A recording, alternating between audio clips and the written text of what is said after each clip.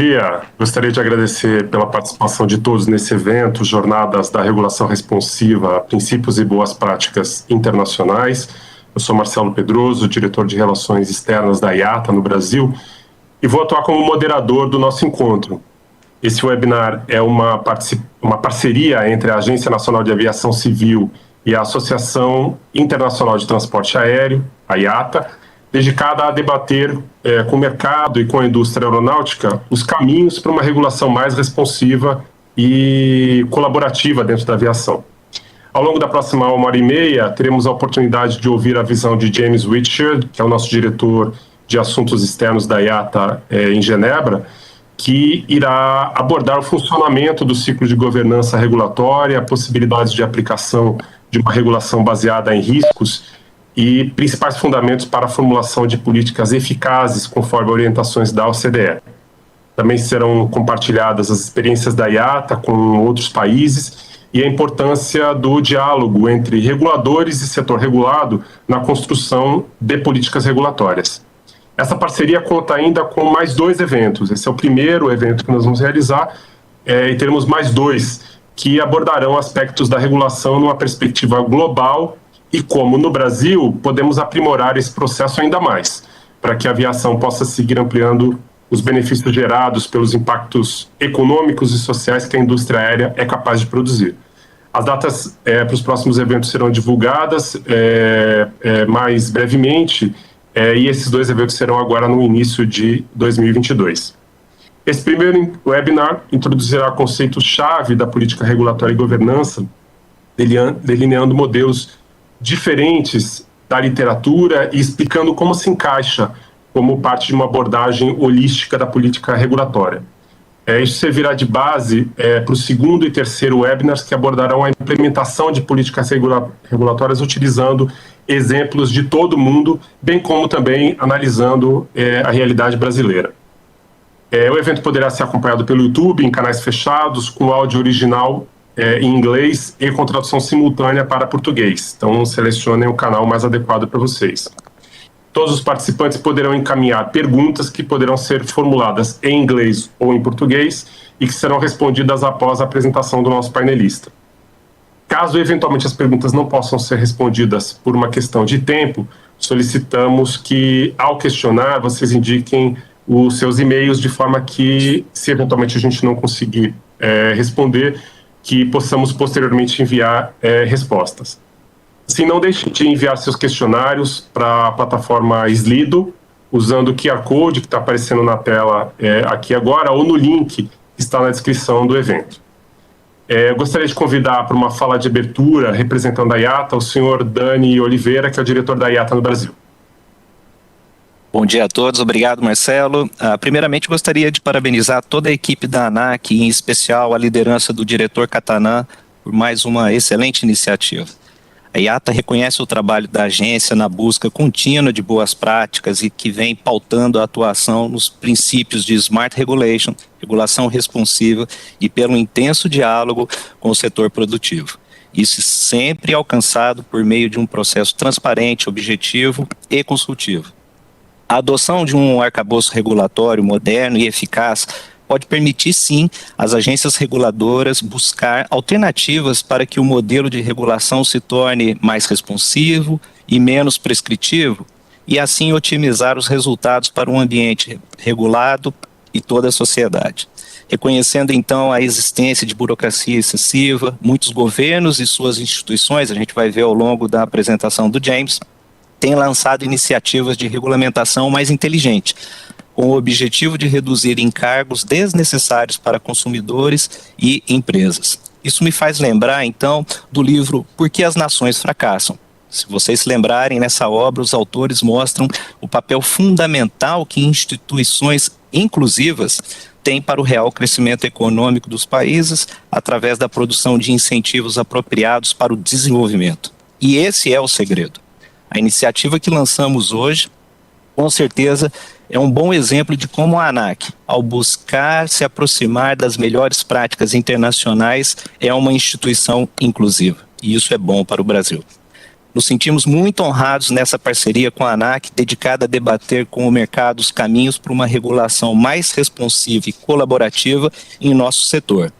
Contem sempre com a IATA para que possamos destravar todo o potencial de crescimento do Brasil. Muito obrigado e vamos em frente. Obrigado, Dani. Agora, igualmente, para suas considerações de abertura, eu gostaria de convidar o senhor Ricardo Catanã, diretor da ANAC, para falar em nome da agência. Obrigado, Marcelo. Bom dia a todos. O diálogo permanente entre a autoridade de aviação civil e com representantes do setor é imprescindível para uma boa regulação. Eu acredito que eventos dessa natureza são excelentes oportunidades para estimular essa cooperação entre os diversos atores do sistema, especialmente quando se trata de questões relacionadas à promoção do desenvolvimento sustentável e seguro da aviação civil. Há muitos anos, a IATA é uma assídua participante em uma variedade de fóruns nacionais e internacionais nas discussões que envolvem a harmonização de regras e procedimentos no setor aéreo. Essa troca constante de experiências, quando pautada na transparência, é mutuamente benéfica e, de nossa parte, nos ajuda a internalizar as melhores práticas e, assim, modernizar e tornar mais assertiva as intervenções e regras editadas pela agência. Todos sabem que aqui na agência, na ANAC, estamos estudando, desenvolvendo ações mais eficazes para incentivar uma postura global de conformidade dos atores do mercado. Ou seja, quando são verificadas falhas, nós desejamos que os próprios regulados retomem voluntariamente as suas operações em um patamar seguro e em conformidade com a regulamentação. E desejamos, aspiramos que essa volta à conformidade seja realizada o mais rápida e definitivamente possível, evitando recorrências. Para isso, é de suma importância que a Autoridade de Aviação Civil tenha uma postura mais cooperativa e proativa em relação às nossas entidades reguladas, aos nossos regulados, construindo uma relação de confiança e responsabilidade. No entanto, é importante deixar claro que quando esse vínculo de confiança é quebrado, a ANAC tem por obrigação adotar providências punitivas duras, como demonstram casos recentes. Esperamos não ter de adotar essas medidas, é claro, mas sabemos que elas devem existir e ser efetivamente utilizadas quando for necessário. Nesse contexto, que mescla mecanismos de persuasão e de punição, estamos atualmente focando a nossa atenção na mudança de uma perspectiva tradicional de comando e controle para um modelo de regulação mais dinâmica, com base em princípios da Smart Regulation e da regulação responsiva. Como tal, esperamos enfatizar a conformidade e não dar tanta ênfase no sancionatório, além de avançar para regulamentações menos prescritivas e mais baseadas no desempenho, ao mesmo tempo que orientamos nossas ações de supervisão e fiscalização em uma abordagem baseada em dados e em risco, em evidências, né? A intenção do evento de hoje, com a presença de especialistas da IATA, portanto, entender como a Associação de Empresas Aéreas Internacionais enxerga a aplicação desses princípios mais responsivos, que fogem da automática aplicação de medidas punitivas tradicionais por outras autoridades de aviação, além de entender como é a participação da associação na construção dessa interação regulado-regulador. Isso certamente nos ajudará a pensar em medidas diferentes e mais eficazes que também podem ser tomadas pela ANAC, levando em consideração, é claro, o nosso contexto interno e as características intrínsecas do nosso sistema de aviação civil brasileiro. Assim, sem mais demoras, e em nome da ANAC, agradeço à IATA pela organização conjunta do evento e ao nosso palestrante de hoje, Mr. James Wiltshire, pela disponibilidade e por ter aceito o convite para falar sobre o tema. Desejo a todos uma ótima manhã, com discussões bastante produtivas. Bom dia. Obrigado. Obrigado, Catanã. Eu queria, antes de passarmos diretamente para o James, lembrar a todos sobre as possibilidades de encaminhar suas perguntas. Elas podem ser tanto em português como em inglês. Vamos ter uma sessão após a apresentação do James para perguntas e respostas. Eventualmente, como eu falei, se a gente pode não ter o tempo suficiente para responder a todas, então, por favor, aqueles que desejarem, se identifiquem com seus e-mails para que possamos encaminhar respostas posteriormente. E as perguntas devem ser feitas através da plataforma Slido. Vocês veem o QR Code aqui embaixo, utilizem o QR Code, ou então o link que vocês encontram também na descrição do evento. Passando diretamente agora para a apresentação, eu queria dar início convidando meu colega James Whitcher. James é economista licenciado em estudos hispânicos pela Universidade de Nottingham, no Reino Unido, e mestre em relações internacionais pelo Instituto de Pós-Graduação de Genebra, na Suíça. Entrou para o Departamento de Economia da IATA em 2003 e desde 2009 é o diretor adjunto de assuntos externos da IATA.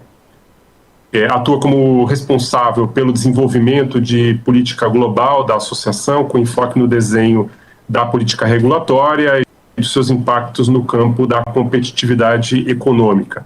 Tem ampla experiência governamental no campo da regulação e sendo que por mais de 10 anos ele atuou no serviço econômico do governo e também na Autoridade de Aviação Civil do Reino Unido. Com vocês, James Whitcher, the floor is yours. Obrigado, Marcelo, e obrigado também, Sr. Catalante. Quero começar com duas desculpas. Primeira desculpa por não estar com vocês em Brasil, e segunda por fazer a apresentação no inglês. Good morning, good day to everybody. As I just said, start with two apologies. One for not being able to be with you in person, and the second for doing this presentation in English, but as I think you just heard, there's a very good reason for that. I'm really grateful to Senor Catalan and to all of you for your time today. As Danny said in his opening remarks, dialogue is really important for effective regulation and effective and dynamic regulation, which is a theme we also heard from the director. I'm just going to share my screen to get the slides going.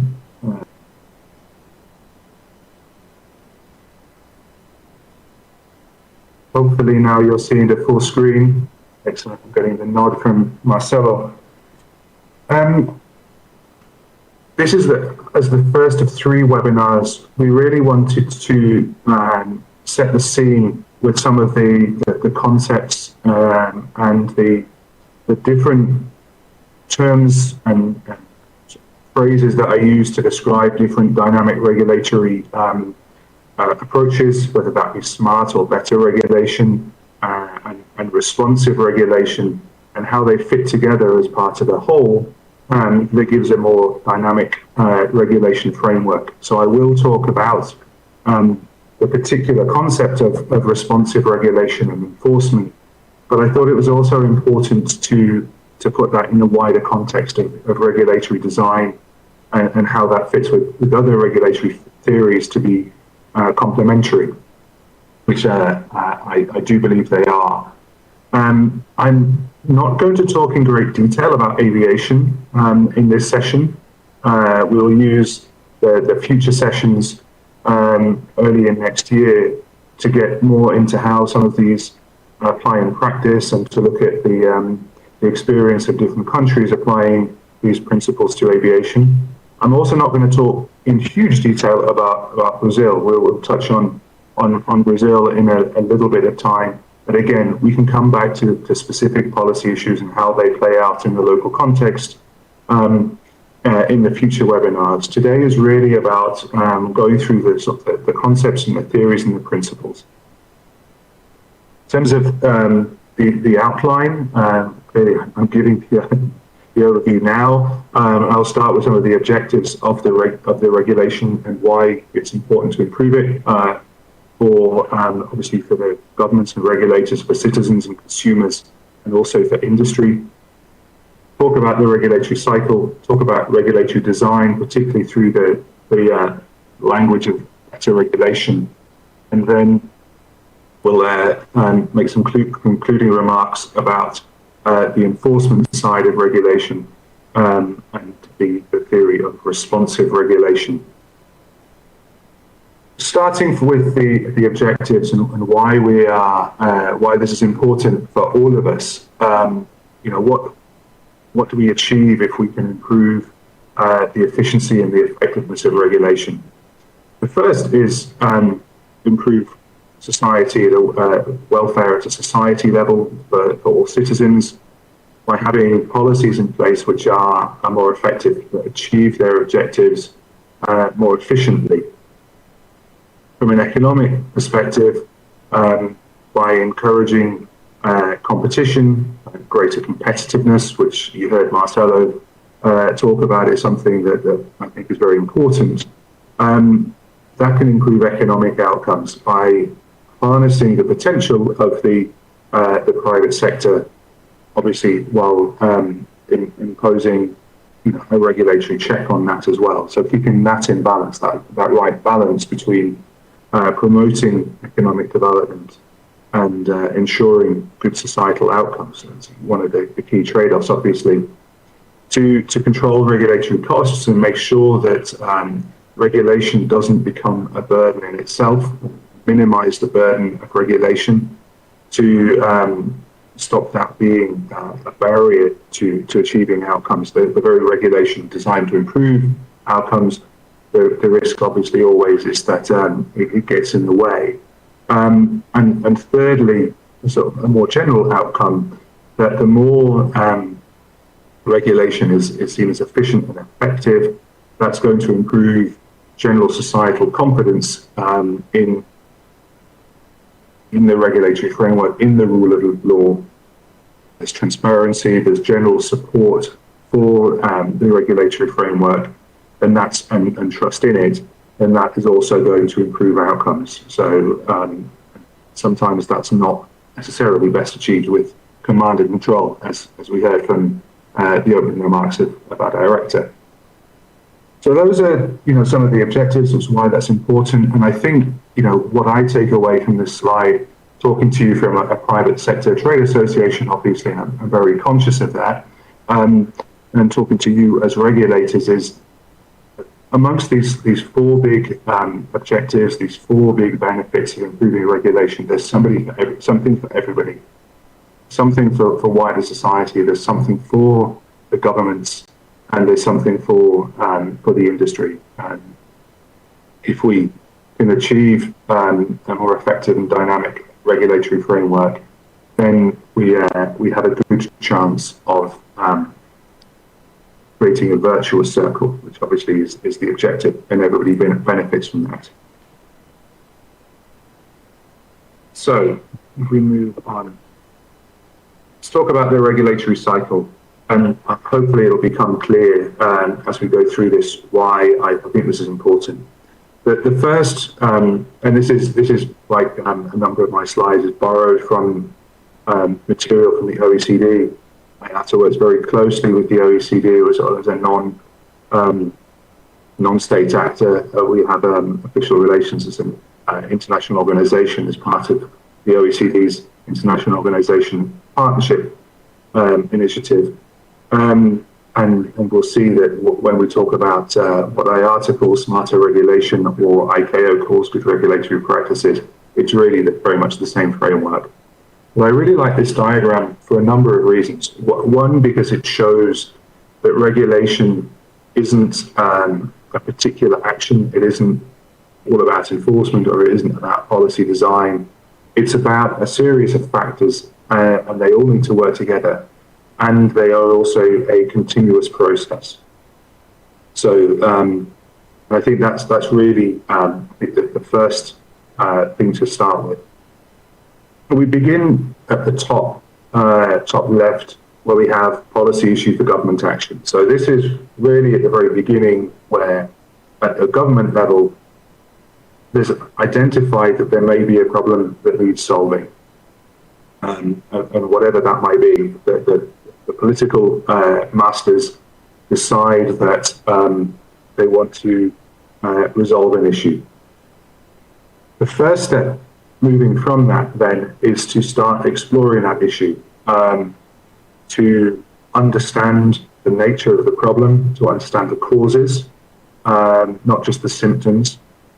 What is causing the problem? What are the drivers of the particular behavior or outcome that the government wants to influence. And then to do a rigorous process, and we'll talk about this in more detail, of considering the different options and approaches which could be applied to address that problem. And this is really important, and this is one of the things that is often left out when implementing better regulations, to really be rigorous around doing that option assessment early on.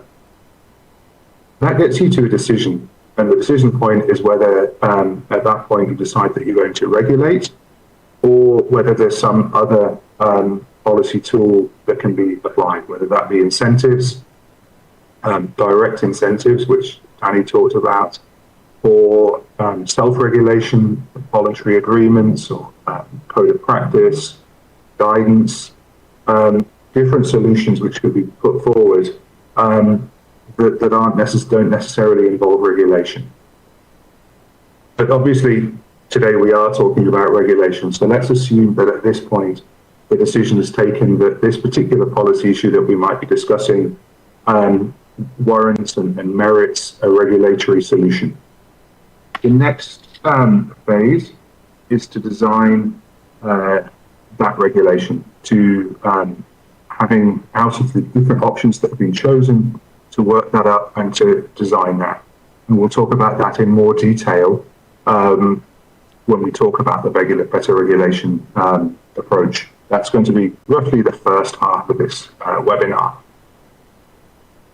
Only once you've got that regulation in place, or that piece of legislation in place, do we then get to the discussion around enforcement. So how do you enforce the regulatory framework that does exist? This is the point at which we start to talk about responsive regulation.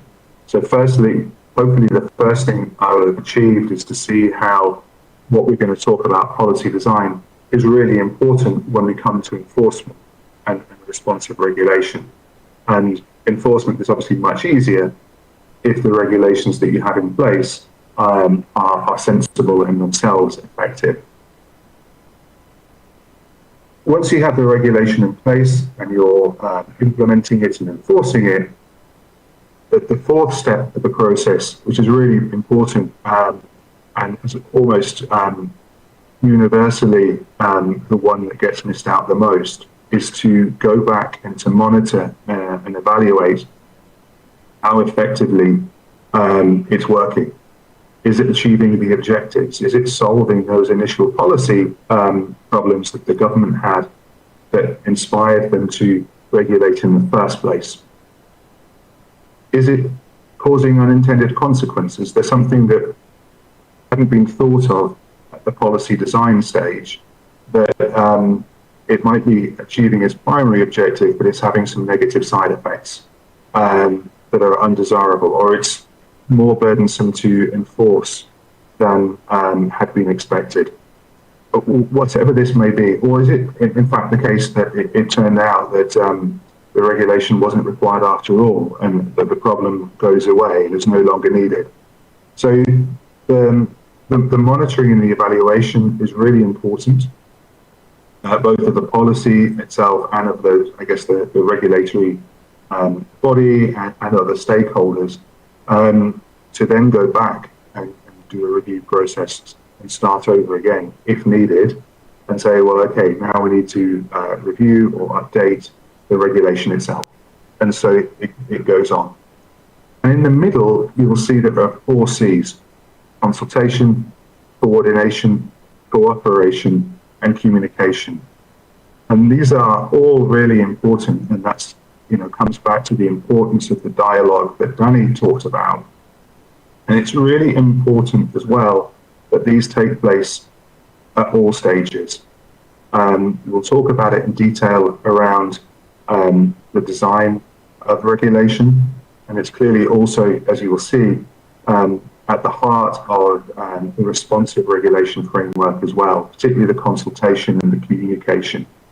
But these are all really important.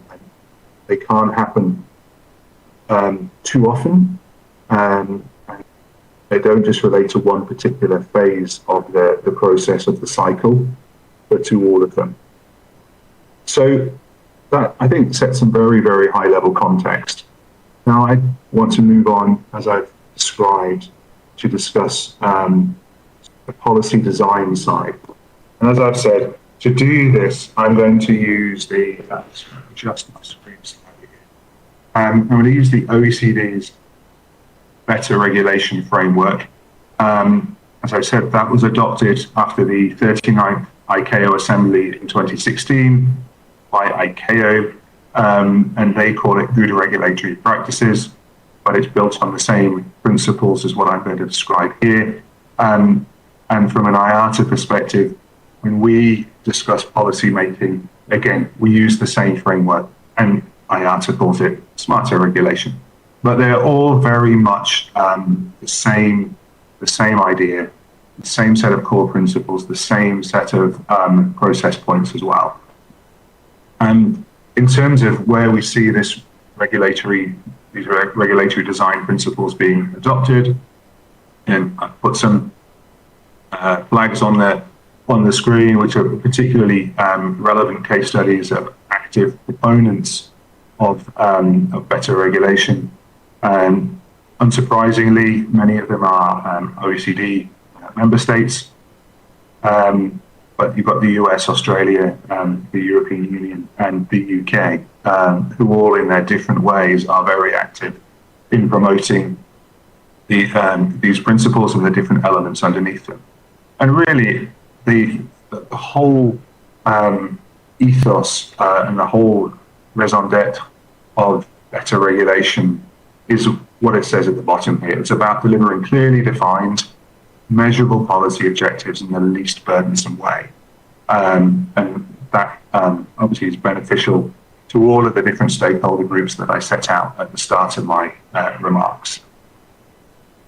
Better regulation, or smarter regulation, is really built off a series of policy principles and a series of process principles. So what does good regulatory policy look like? And then the process principles is how do you go about putting processes in place that mean that when you're designing policies, you're likely to achieve a good outcome. So let's take those in turn. I'll talk through the 5 principles that underpin each of those, and then I'll dive into a couple of them in a bit more detail because I think they warrant further examination. So, moving to the policy principles. Really, I've put plenty of text up here, not because I want to go through and read out the slides, but when these are shared as takeaways, hopefully this gives a good summary of what was discussed. First policy principle is consistency and coherence, which sounds very intuitive, consistent with existing rules and either within an entity, within a geographical territory, or across territories. And obviously in an aviation perspective, that's really important, not just how you regulate in Brazil, for example, but also how that relates to international instruments that may have effect around the world, and multilateral agreements that Brazil may be subject to. It's also, of course, the case that there may be within a territory, particularly where there's a federal structure in place, there may be a need to ensure consistency between state and national levels as well.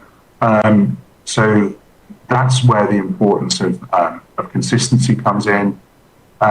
That's important for all users. It's very hard to enforce regulation where there are multiple different overlapping regulations that could apply. Clearly, it's very difficult to comply with from a user-operator perspective, especially in an international network system like aviation. And it's also really confusing for the consumers if they don't know what rules apply. And we're certainly stepping out slightly outside of better regulation just to talk about the emergency situation we find ourselves in with COVID-19 around the world. But there's a really good example of the lack of consistency and how much of a challenge that provides for for consumers in understanding which set of travel measures apply to their journey, depending on whether they're coming or going or which market they're traveling to. Traveling from market A to market B, it may be enough to be vaccinated, but if you're traveling from market A to market C, you need to take a number of tests, or you need to self-isolate for a period, or fill in different forms. So not really a better regulation example, but I think quite a powerful illustration of how important these principles of consistency and coherence are for all actors involved. Next thing is around proportionality.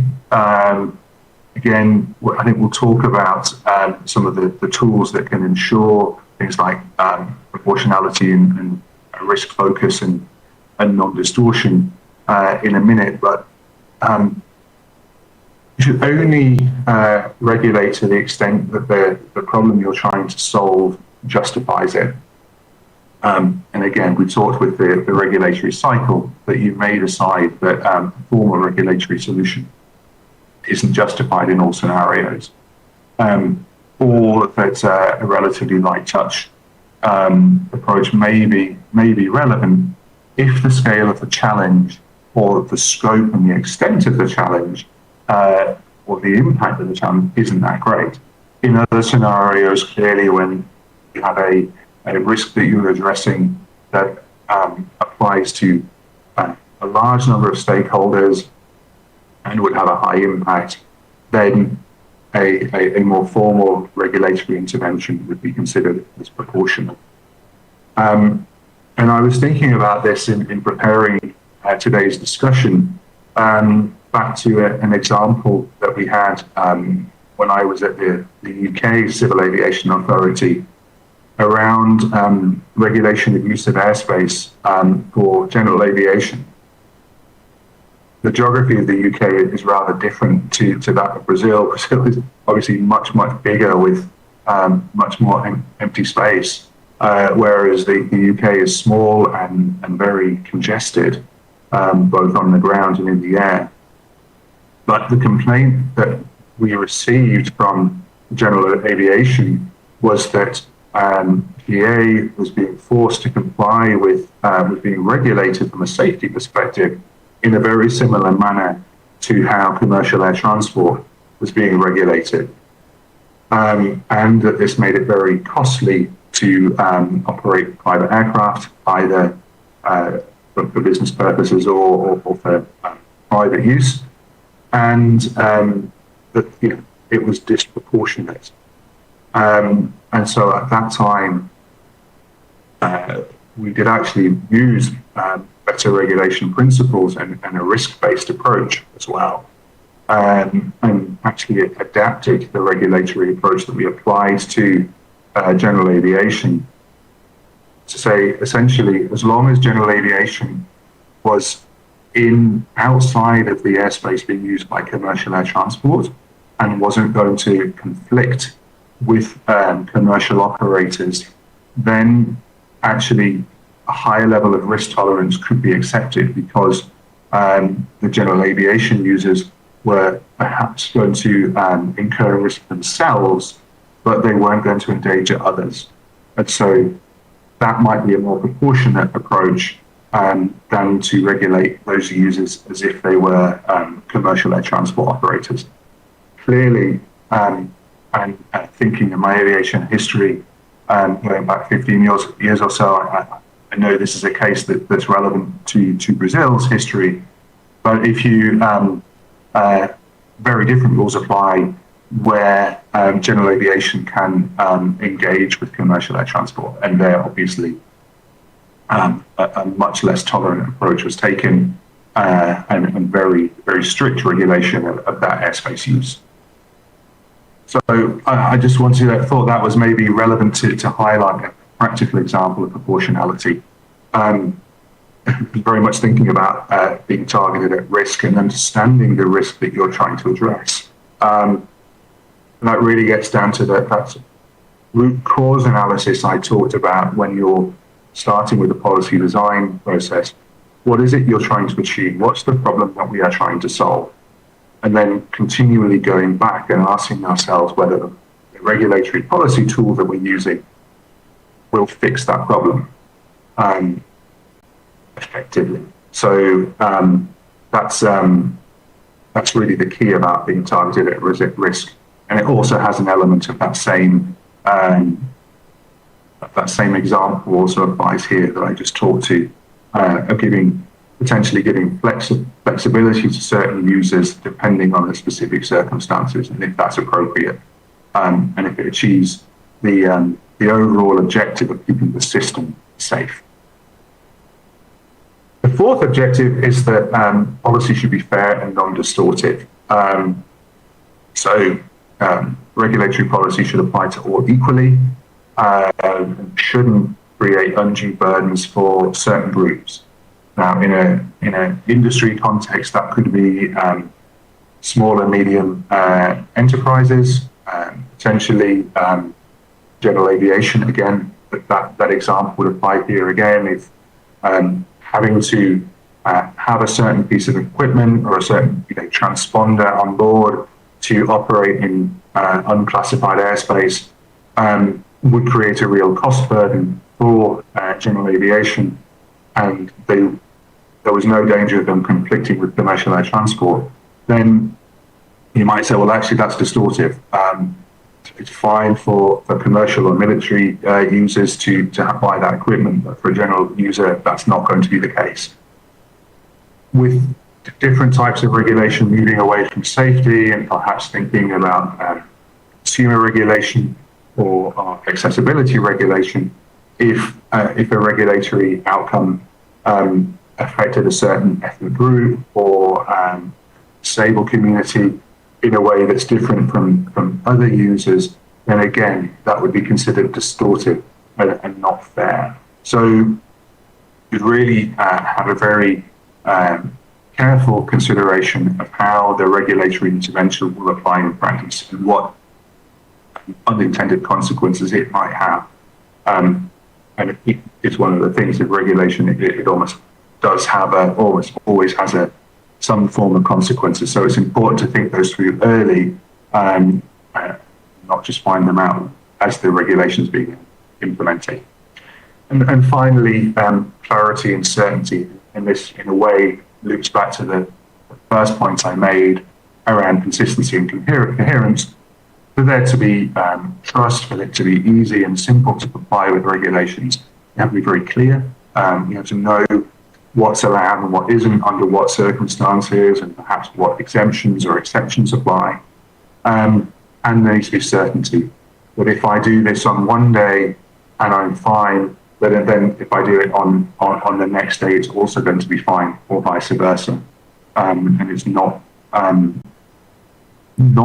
good where there's surprises that, well, I did it yesterday and that was okay, so I assumed it would be okay to do it today. But it's perhaps a different regulator enforcing that and coming to a different conclusion. That certainty and that predictability is really important, again, for all stakeholders, for consumers and citizens, as well as for operators and producers. And lastly, what's really important here is where a regulatory intervention requires preparatory action to be taken, and this obviously more affects user groups, producer groups, that there should be sufficient time to be able to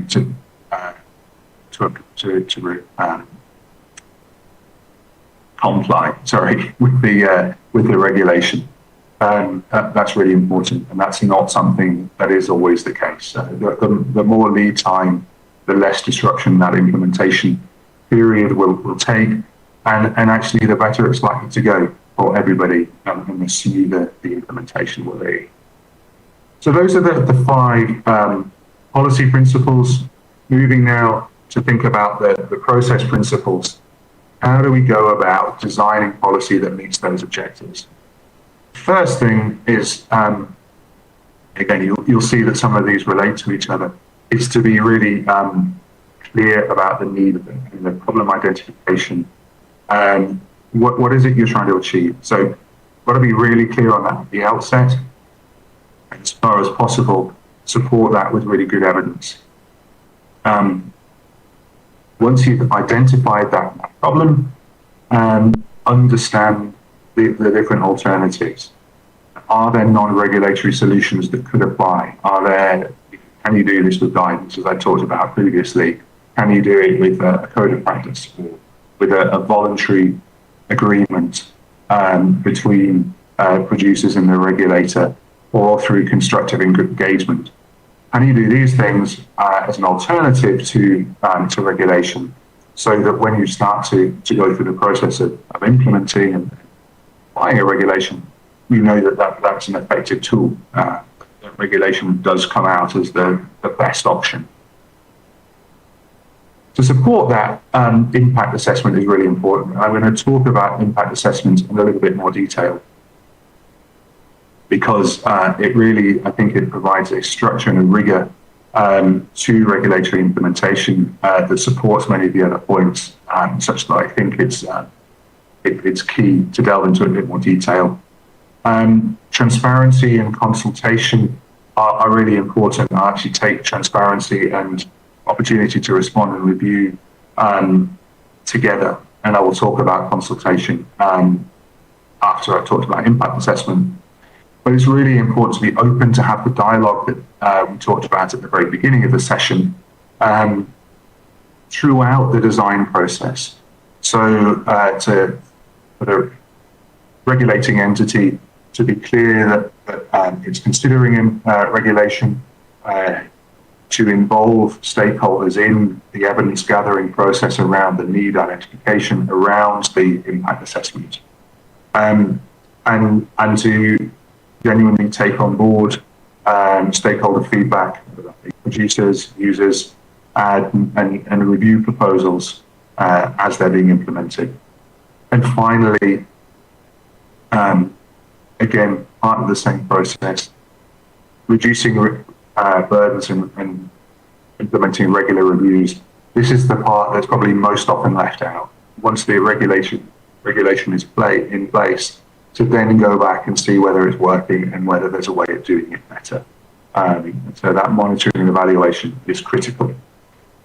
So those are the principles, both the policy principles and the process principles, that if you follow these, you stand a good chance of designing a good regulation that will be effective to enforce. Let's just go through impact assessment in a bit more detail. And I say this because it's not always understood what an impact assessment is and how to do one and how important it is and who should do it. So it's a tool. It's not a decision-making software in itself. It doesn't come up with an answer. There's not some hard and fast rule that if the impact assessment says something, it shouldn't be done. It's there to inform and advise decision makers and regulators in terms of the action that they're taking, by assessing the costs and the benefits and how those accrue to different groups. And that's also really important. I talked about the fair and non-distortive.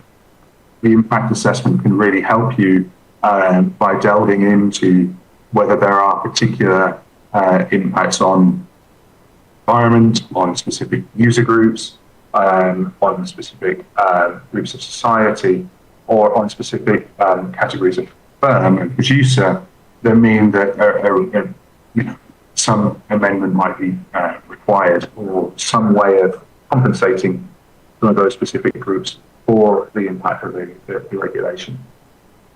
It can help in identifying and codifying the problem, and indeed your first impact assessment should do a very high-level impact assessment of all the different options that have been identified. This is where it sort of comes into one of the misunderstandings of impact assessment by those people that do a lot of it. Final impact assessment of a regulation can be quite detailed, quite quantitative, quite quite technical in terms of cost-benefit analysis or some other kind of multi-criteria assessment.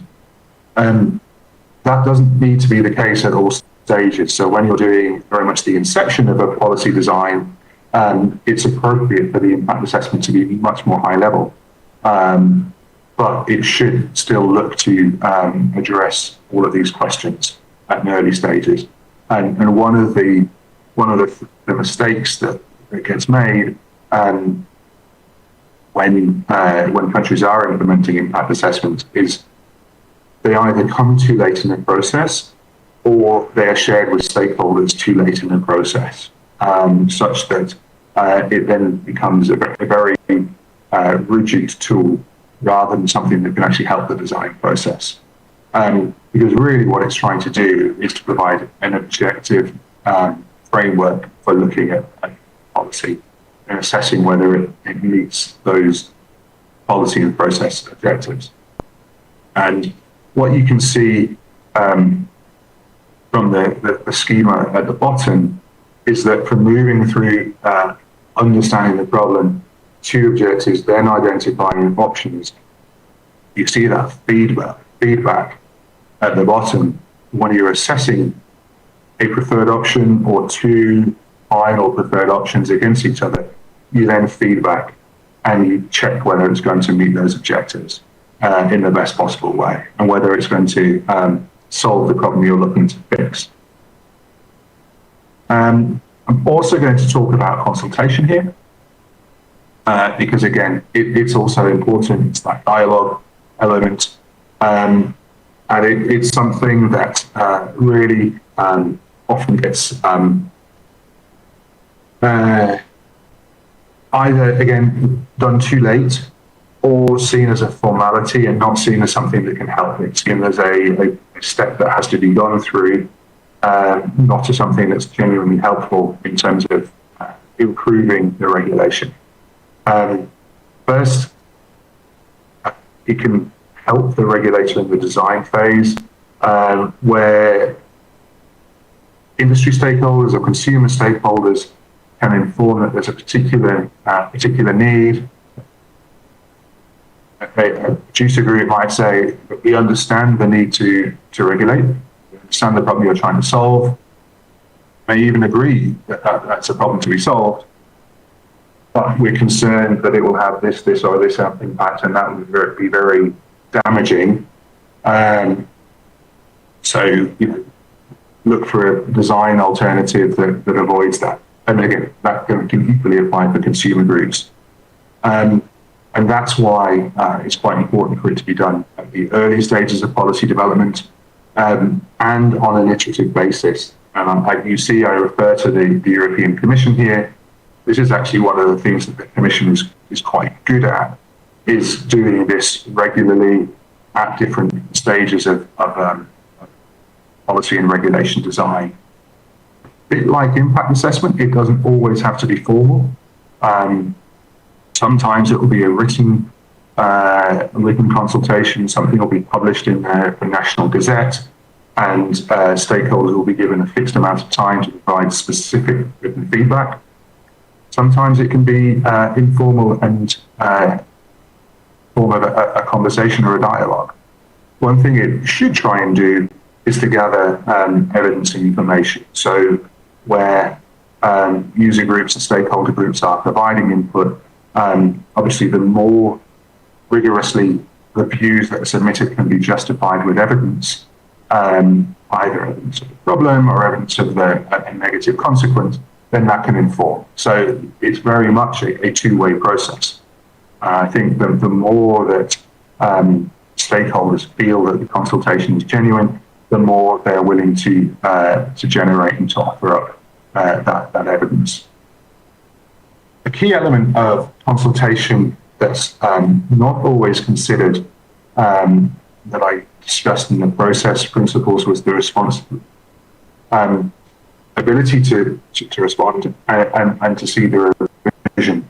And when the OECD does its policy reviews of different member countries and partner countries around implementation and consultation, one of the things it does look at in some detail is whether the regulatory entity, after a consultation period, will then go and respond to stakeholders who submitted input and said, look, thank you for your input, this is what we heard, this is what we've done as a consequence, and this is what we haven't done as a consequence. Either we noted that feedback, but we felt the evidence to continue what we were doing was compelling, or that alternative is not practical or whatever. But to give that feedback and to make clear that it's been understood, and to make clear that there's been it's been given due consideration, proper consideration, as part of the design process. So that's an important element of consultation. As I say, the EU is an example of this, but I could cite other entities as well. Just talking to the new head of the Canadian Transportation Agency, the CTA, the regulator, about exactly this point. And Canada is very good at publishing lots of consultations, and the UK is as well. So there are a number of good examples here that we can point to on the consultation side, and equally on the impact assessment side, where Australia would be a really good example of a country that does lots of impact assessment as part of its policy design before it then goes on to enforce that using the responsive regulation approach. We'll come on to it in a minute. I just wanted, because we are talking about Brazil, and I mentioned the OECD's regulatory policy reviews, just to give a sense of where the OECD thinks Brazil is as a country as a whole. So I'm not talking about IATA or aviation in particular here, talking about the country as a whole in terms of stakeholder engagement during development of subordinate, this called subordinate, in some countries it'd be called secondary legislation, but implementing legislation or regulation. And you see that Brazil is somewhere halfway between the OECD average as a whole, plus the 37 or 38 OECD members, and the Latin American and Caribbean average. So as a country as a whole, that's very positive. And the same review does note that the move within Brazil towards a more dynamic approach with more impact assessment and greater consultation. So again, that is very positive. And here you see that comparator against the rest of the countries in the region, for how frequently the stakeholder engagement is required on the left-hand side, and then the RIA, which is regulatory impact assessment, on the right-hand two bars. You see comparing favorably against other countries in the region. But again, as I say, with that still some way to go to be best of class in terms of the OECD average. And again, as I was saying, this is really focused on the country as a whole and not looking at specific sectors, in the order of specific sectors. Are OECD initiatives that go down to the sector level, and we have been in discussions with them about how that could be rolled out more widely to support competitiveness and so on. But I thought it'd be relevant to share some national examples. So quite a lot in there.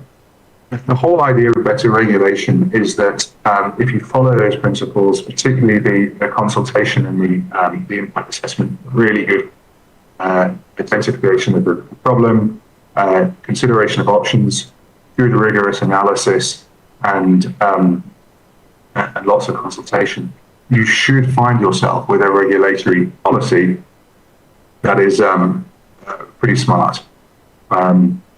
Then comes obviously the task of enforcing it. And this is where we come to the idea of responsive regulation, which is a regulatory theory that is about coming up to 30 years old, came out of Australia. Why I wanted to make the point about, sort of Australia's adherence to the better regulation design aspects from policy design, even if it's got quite a strong focus in enforcement on a responsive regulation model.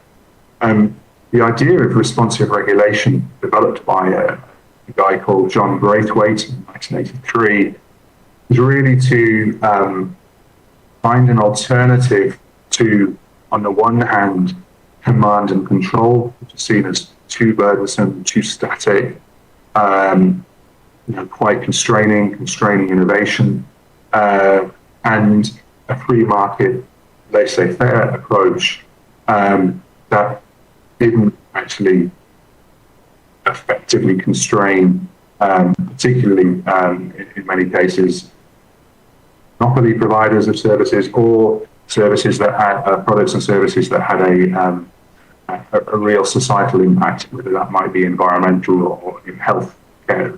Many of the settings where responsive regulation is really used. And essentially what it is it's in some ways interactive, and it responds to the conduct of the regulatory entity. So it's only as forceful as needed. Essentially, the principle, and we'll see this in a little bit more detail as we see the regulatory pyramid.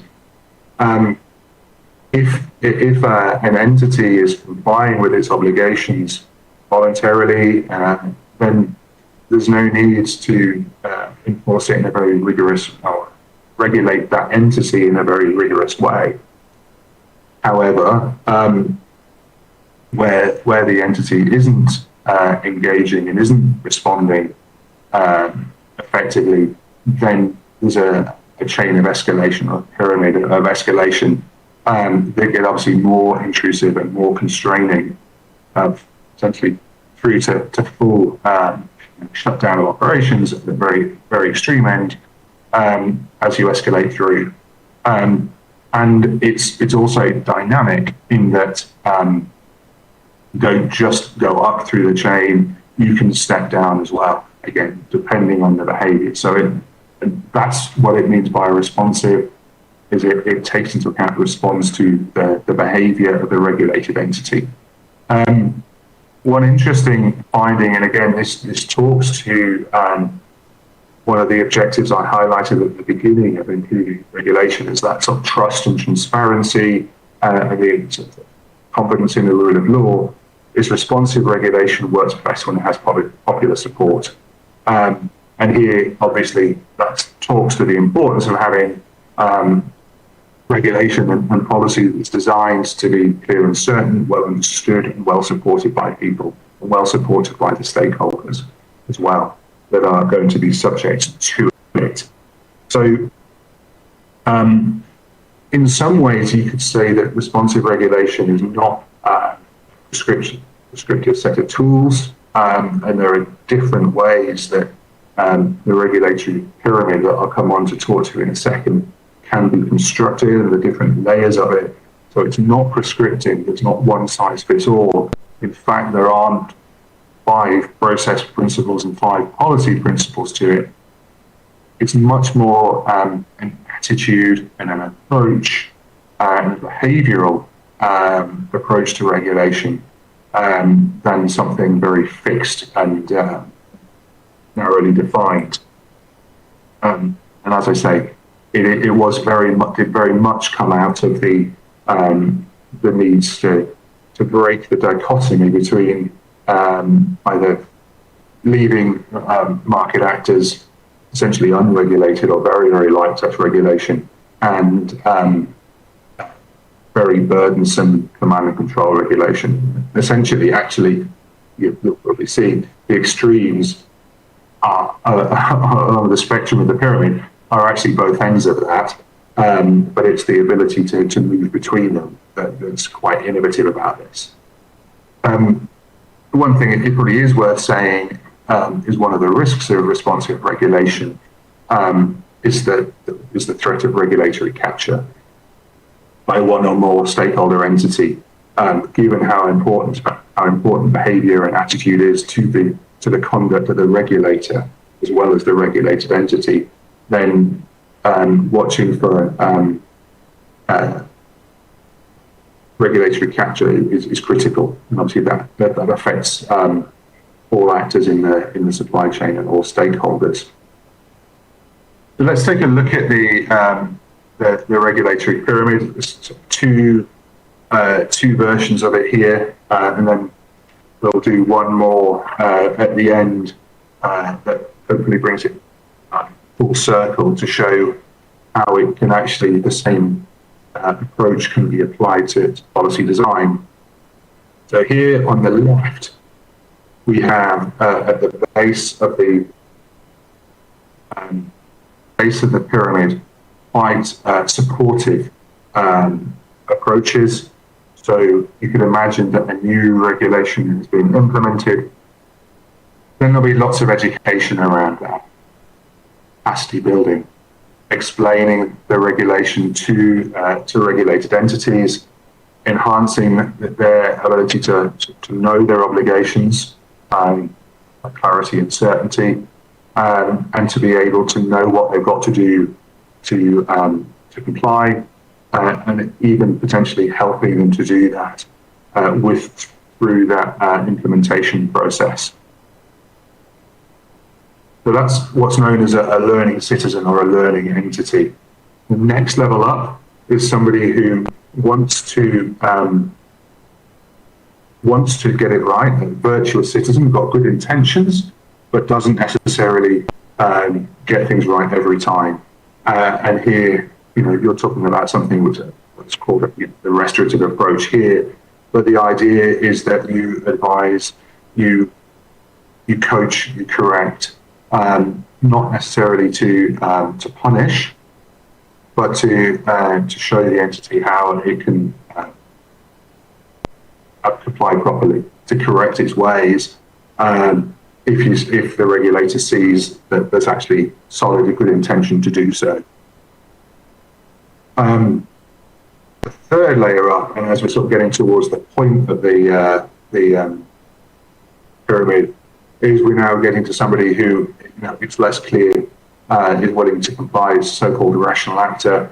They've maybe decided, doing a cost-benefit analysis for themselves about, well, actually maybe I'm better off taking the punishment here than fulfilling the costs of complying with this regulation. So here, the approach, the regulatory approach would be more interventionist. It would be to deter such behaviour and to try and really encourage them to come into line.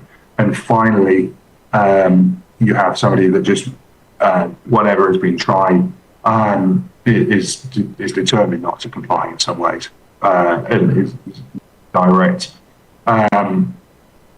contravention of all the outreach that's been made, or posing a major risk to society, in which case you become obviously much more and that gets you much closer to your probably the more extreme end of the command and control regulatory mechanisms. But there's a chain of escalation to get there. The formula on the right hand side, the top part of the pyramid is the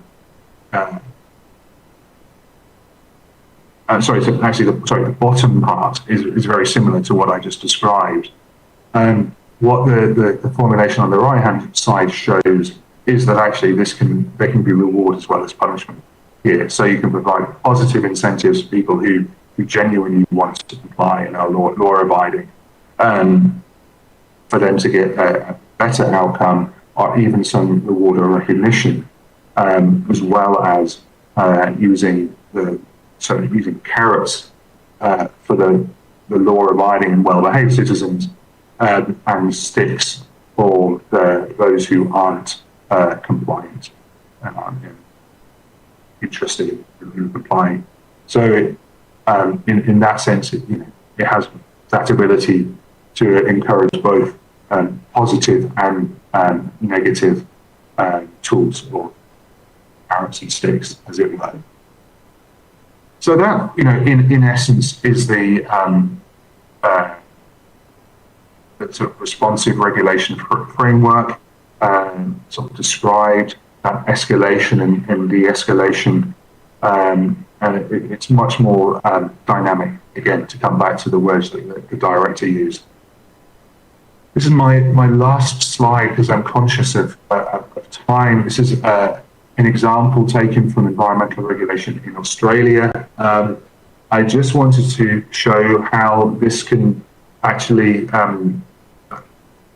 parallel to some of the policy design concepts that I talked about, in terms of there's actually a regulatory pyramid for the policy instruments as well. You can see at the bottom here, we have guidance material, so to encourage, to educate, to capacity build, some of the tools that would support the responsive regulation approach, but also in terms of how you implement those in practice. As you move up, you could actually, as the next layer up, before you go into a legislative or a regulatory instrument, you could think of a code of practice, of a voluntary agreement, and constructive engagement, particularly where the regulator is regulating between two entities in the supply chain. That's an airport and an airline, and in an aviation setting. You could have a cooperative agreement as your next level up. And then as you go higher, you get into formal regulations, things that are enforceable, and then hard law, very strict hard law. So again, you can have this this chain of or this pyramid of escalation in terms of how you regulate from a policy perspective, as well as how you regulate from an enforcement perspective. I think the one thing that it's harder to see with the with this example, with the previous one, is how you de-escalate once you get to hard law instruments. So I think that maybe talks to the importance of working these through very carefully and only making steps when they're really needed, going through that process of questioning whether regulation or a more interventionist approach really is justified, because when you get to the legislative stage or the formal regulation stage, it becomes harder to remove those than some of the softer regulatory tools. I think it's equally a criticism of, or a critique, at least, of responsive regulation and enforcement, but actually that de-escalation is maybe harder as well as you get to a sort of more command and control approach.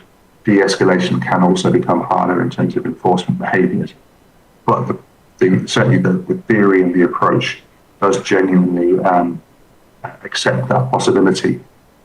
So I've talked for far long enough. So I'm going to stop here and hand over to Marcelo in case there are questions.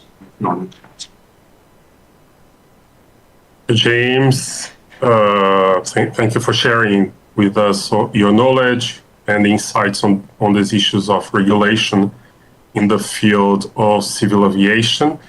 We are sure that this debate can contribute consistently to the construction of an organizational culture in the industry in Brazil, aiming to use diversified regulatory instruments that encourage positive and collaborative behavior between regulators and regulated ones. Well, now I have selected some questions and I'd like to address them to you, James. Is that okay? Of course, let's go ahead. We have a very tight time remaining, but I think we can answer some of the questions. So the first one, could Mr. James comment on how regulation is done in Brazil and the UK, any kind of comparison? Are there differences in the form of participation of the regulated agents? It's harder for me, and perhaps Danny can jump in here with his Brazilian experience. So I just don't have so much direct experience of the market historically in Brazil. But certainly in the UK, there is a very formal approach to engaging stakeholders throughout the regulatory process. It's required by law, and this is not just the case in the UK. Specifically when it comes to things like consultation and impact assessment to support those consultations. I could talk to a number of countries, some of those whose flags I put up, where it is a formal regulatory or legal requirement of regulators and regulating entities and government ministries to go through those steps. Certainly is the case in the US with oversight by the Office of Management and Budget. In the UK, it's a formal requirement, and I think this is something I didn't mention in some of these countries, also Australia, also in the EU, is there are offices or bureau within those different countries whose job it is to check that the government entities and the regulatory entities are complying with their obligations in terms of impact assessment, in terms of consultation, in terms of regular review. So it really is embedded, and there's, if you like, somebody who's regulating the regulator to check that they do those. I don't have the experience of Brazil to know whether that's the case where you are, and perhaps Danny can talk to that. I do just note what the OECD said, which is that, and this was in 2019, so just before the pandemic, that it did note that as a whole of government approach, at least, these things are becoming more common and more consistent in Brazil.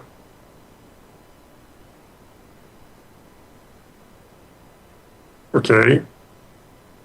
So, second question. Could you mention some cases where the principles of smart regulations or responsive regulations have been successfully applied?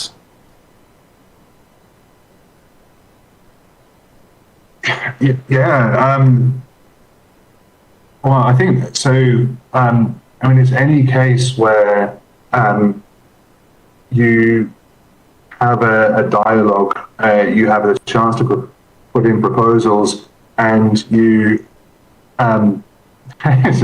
so picking one is the really hard bit here. Maybe I should I'm trying to play for time a little bit. I know that's the one thing we don't have much of, but I heard people talk. There was discussion before we started about slots. I know this is a topic that's live in Brazil. I wasn't going to talk about it in a Brazil context this time, although it might be something we can talk about in more detail next year. But either through the pandemic or through how slots policies are implemented, I can think of a number of occasions where regulators have made proposals around slot rules that haven't fully taken into account the network impacts of those proposals. They would really undermine those network benefits.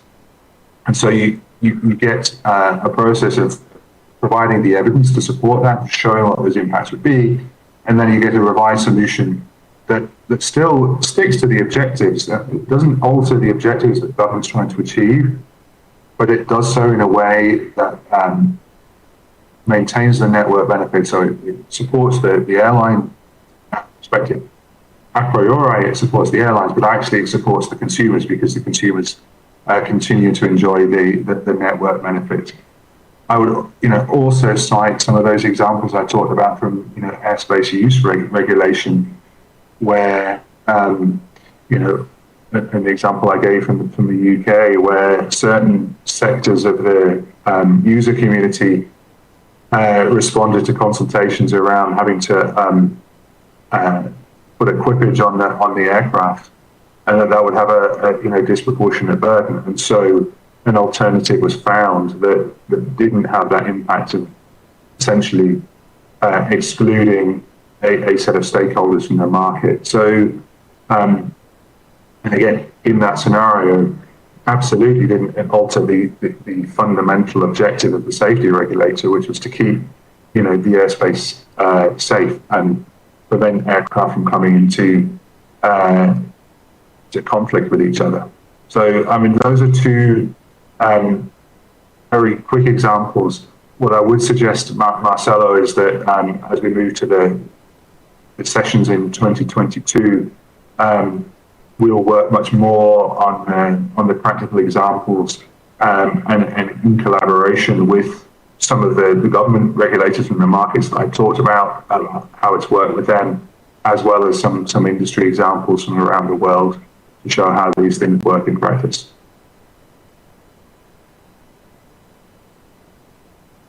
Good. Thank James. Well, for the sake of time, I think we have space for two more questions. So the third, for the application of new forms of regulation, such as smart regulation or responsive regulation, and I would include by myself how a change of culture is necessary, both on the part of the regulated and on the part of the regulators. So is it something necessary to achieve the implementation of new forms of regulation, a change in the culture? And that's what I would add. Do you have any suggestion on how we can build that? So, firstly, yes, I think it's absolutely fundamental. I talked a few times around constructive engagement as being something that I think is really important. You often do have an adversarial relationship.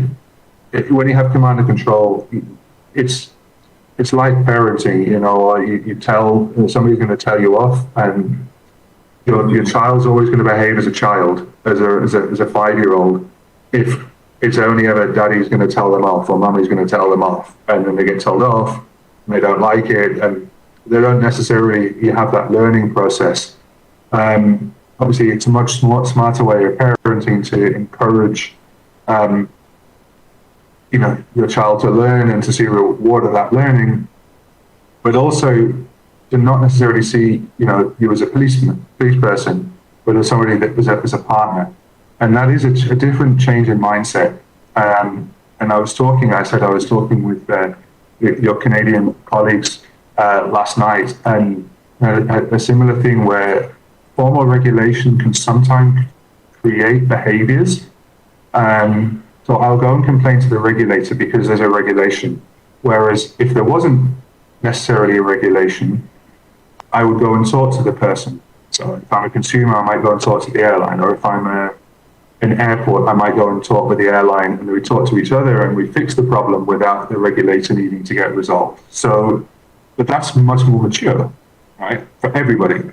Regulator has to maybe step back a little bit and say, I'm going to see how this works out with these two parties talking to each other and whether they can resolve it.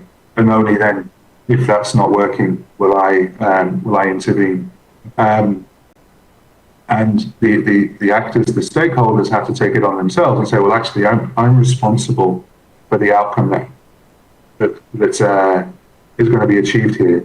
If I engage more constructively with the regulator, I help them, and I support with evidence, and I really contribute genuinely to that evidence gathering process and the consultation process, then, and I trust that I'm going to get something out of that, then I will do that more genuinely, and so on. And also the attitude to the other stakeholders in the system, rather than everybody looking to the regulator to fix their problems, which I think certainly with some of my experience when I was on the regulatory side, that does happen a lot. So I think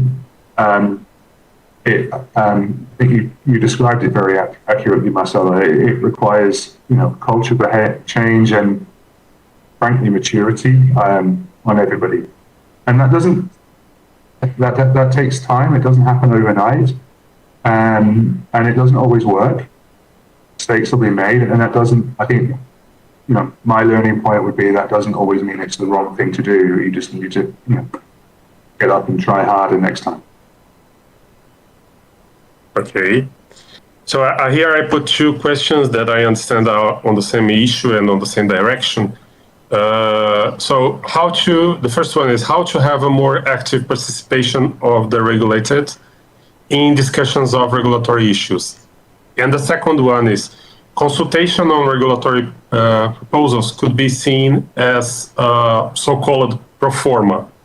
How to involve in the discussion the actors that should be involved, especially if they are spread, such as pilots, for example.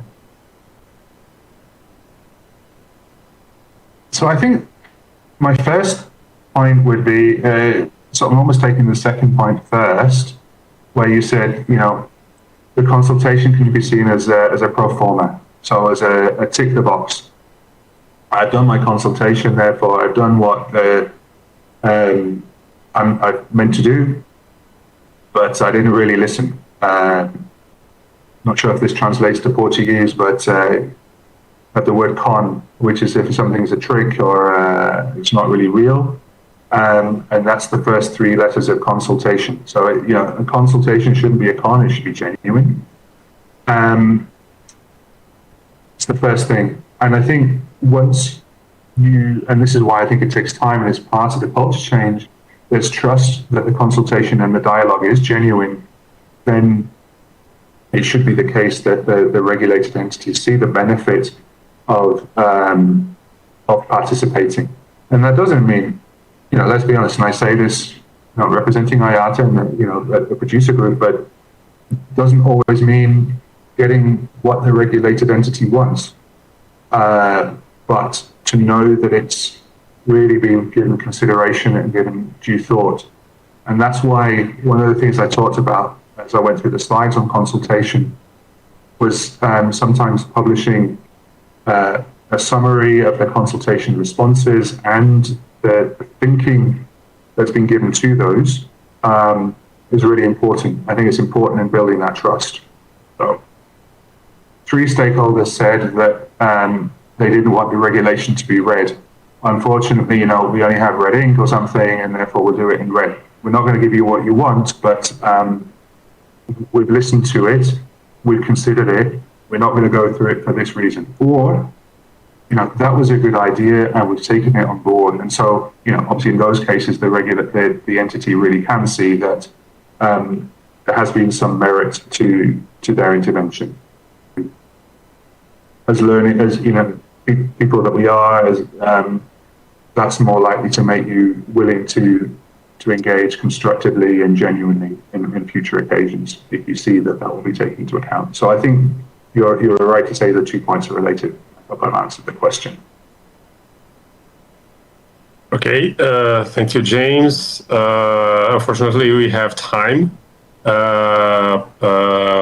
I'm sure we have other questions that came through Slido, so I will keep them because I'm sure that we can, in the second and third part of these journeys, we can keep those doubts and bring some answers to our audience. Mas eu queria aproveitar a oportunidade de ter o Dani aqui ainda e ver se o Dani gostaria de fazer algum comentário geral em relação aos pontos que foram mencionados. E eu tenho uma dúvida aqui especialmente formulada, que eu acho que seria muito mais para a gente poder encaminhar por aqui, por nós, que deixa eu só achar ela aqui. Como a IATA vê a possibilidade da parceria com a ANAC para o compartilhamento de dados de desempenho dos operadores IOSA de modo a otimizar a supervisão do sistema. Agora eu acho que o Dani caiu. Vocês estão me ouvindo?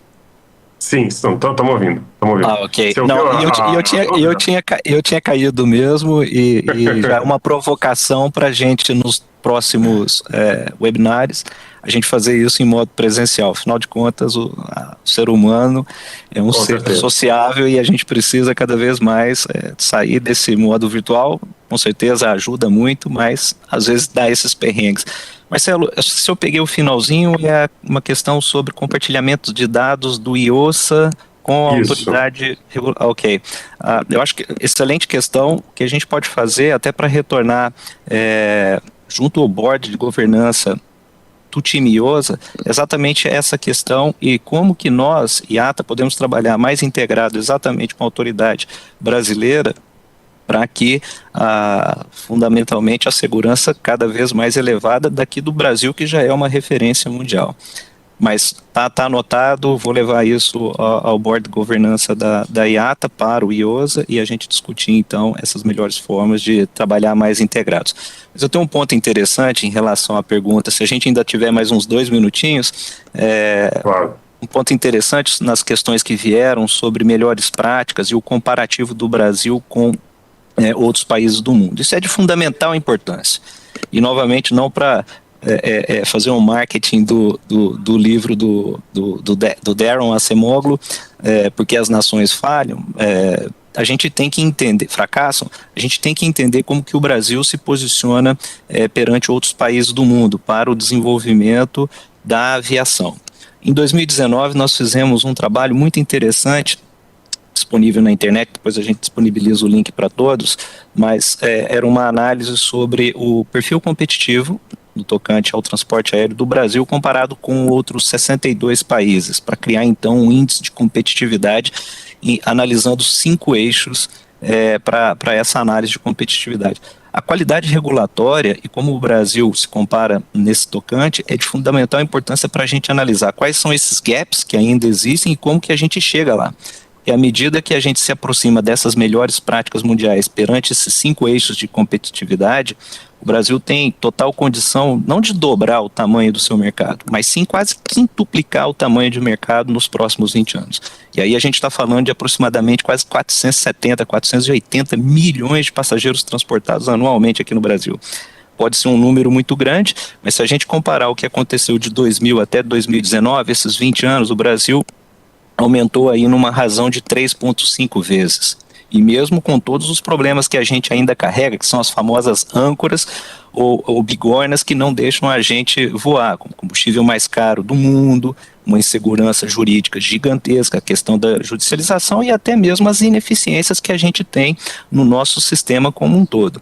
Então, endereçando esses problemas nesses 5 eixos de competitividade, o Brasil se aproximando dessas melhores práticas mundiais, teria condições totais para quase quintuplicar o tamanho do mercado.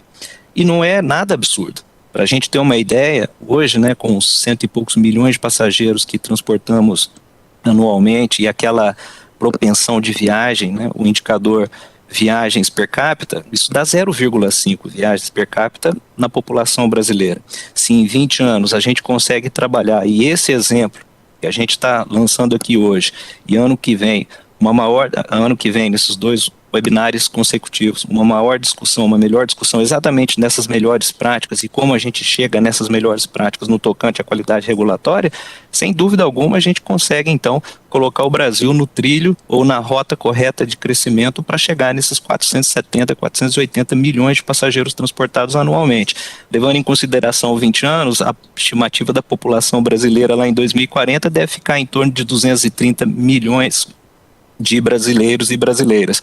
O que dá aí um índice de propensão por viagens de 2 viagens per capita. 2 viagens per capita é o que os Estados Unidos, Canadá, Austrália, países europeus já fazem hoje. Então é super factível.